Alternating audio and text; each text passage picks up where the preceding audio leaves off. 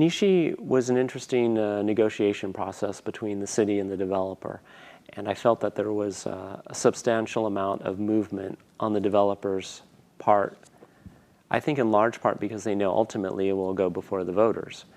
So it's not just them trying to get 3 council members to vote yes, it's working with the council to come up with something that they think they can live with, but also has a good chance of succeeding at the ballot.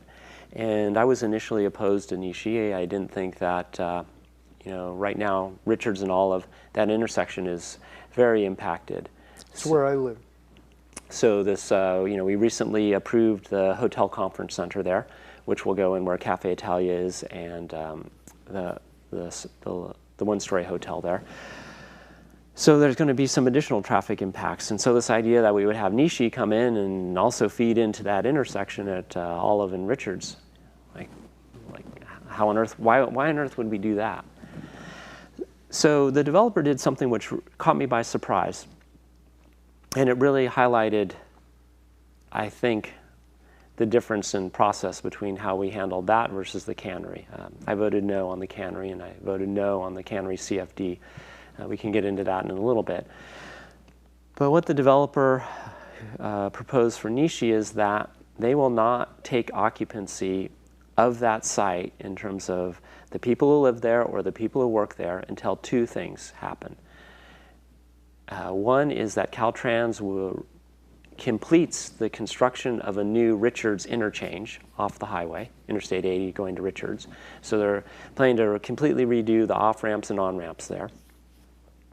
And, so it's not an and or, it's an and, the university and Nishi complete a grade-separated access point to the university from the Nishi parcel. And what I mean by grade separated is basically an underpass under the existing rail line. So Nishi, for people who don't really know where it is, it's very close to the Mondavi Center. If you were to get on the freeway at Richards, headed towards San Francisco, it's on your right-hand side. There's this narrow sort of sliver of land. It's the land between you and the Mondavi Center. Yes. It's bounded by Interstate 80 and the railroad, the Amtrak line. Anyway, so the developer said, we will not occupy that parcel until those 2 big infrastructure things get completed. And the city is not required to pay for them. The city, if the university drags its feet, then Nishi doesn't get built for a while. If the Caltrans drags its feet, then Nishi doesn't get built for a while. In addition, the developer agreed to put some caps on the amount of traffic going on and off site of the Nishi parcel in terms of there's going to be a parking garage there.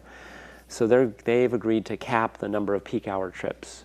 And they're able to do that by using some congestion pricing models. So when you go in and out of the lot, if they find that there's too much traffic going in and out, what they can do is they can charge varying amounts at different parts of the day, kind of like they do with the Bay Bridge. So it used to be in the Bay Bridge, you pay your $1 and you go across, didn't matter whether it was 2 in the morning or 2 in the afternoon.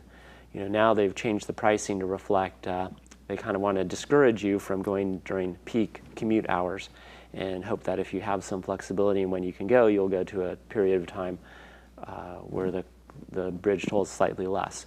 So the developer said that they can do that as well. So there is a pretty solid focus on traffic. And related to that interchange aspect is the plan is to have on Richards, as you're headed towards downtown Davis, before you get to the tunnel, 2 left turn lanes onto Olive, and Olive will be extended onto Nishi, and there'll be a new southern entrance point onto the university. So they're anticipating that a lot of that congestion and traffic that's currently fighting to get into the tunnel, and also just as you come out by the Borders intersection and turning left onto First Street, that will actually get channeled over to this new sort of Olive southern entrance into campus. So that it becomes self-regulated so that more people come at off-peak times because they realize that it's more convenient for them. Yeah. So the parcel is still not without its issues. One of the big concerns is its proximity to Interstate 80 and the air pollution from that. Sure. So they're currently working on ways to especially focus on the particulate air pollution. So that's been brought up as one of the challenges, and they acknowledged it, and they continue to work on trying to find ways to address that. So the progress and the hard work is not over on it. But to me, those two key infrastructure projects really made a big difference.